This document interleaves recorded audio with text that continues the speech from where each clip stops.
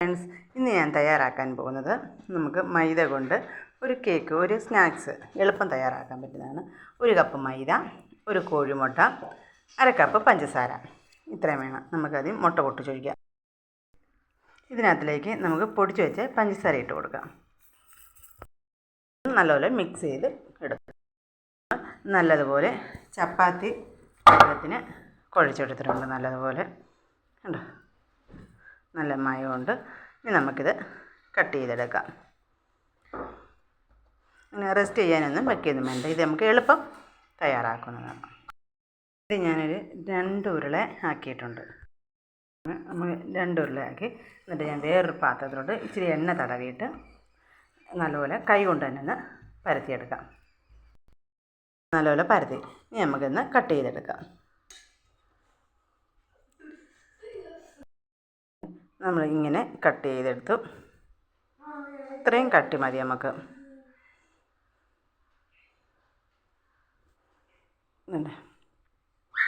ഈ കട്ടി മതി.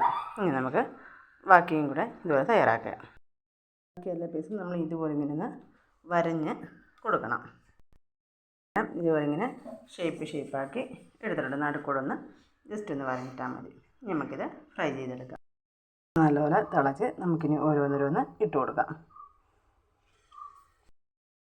കുറച്ച് ഇട്ട് കൊടുത്ത് നമുക്ക് ഏത് ഷേപ്പ് വേണമെങ്കിലും ഇത് പരത്തി നമുക്ക് റൗണ്ടായിട്ട് എടുക്കാം. ത്രികോണം ഞാൻ ചുമ്മാ ജസ്റ്റ് ഒരു ഷേപ്പിന് വേണ്ടി നടുക്കൊന്ന് കട്ട് ചെയ്തെടുത്ത്. എളുപ്പമാണ് തയ്യാറാക്കാൻ.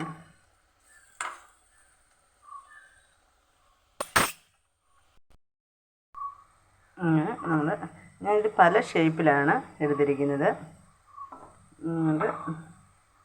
ഇത് നല്ല സ്പോഞ്ചാണ്, നല്ല ടേസ്റ്റുമാണ്. ഇത് കഴിക്കാൻ എളുപ്പമാണ്, തയ്യാറാക്കാൻ പറ്റും. ചായ തിളയ്ക്കുന്ന സമയം പോയാൽ എന്തെന്നാ കുഴച്ച് അങ്ങനെ അരമണിക്കൂർ വയ്ക്കുകയോ അങ്ങനെയൊന്നും വേണ്ട. ഇനി നമുക്കിത് വേറെ പാത്രത്തോട്ട് മാറ്റാം.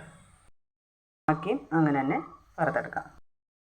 എല്ലാം ഞാൻ തയ്യാറാക്കി. കണ്ടോ, നല്ല ക്രിസ്പിയാണ്. അകമൊക്കെ നല്ല സോഫ്റ്റാണ്. കണ്ടോ, നല്ല ശബ്ദം നല്ലപോലെ മുരിഞ്ഞിട്ടുണ്ട്. ഞാൻ എൻ്റെ അകമൊന്ന് കാണിച്ചു തരാം.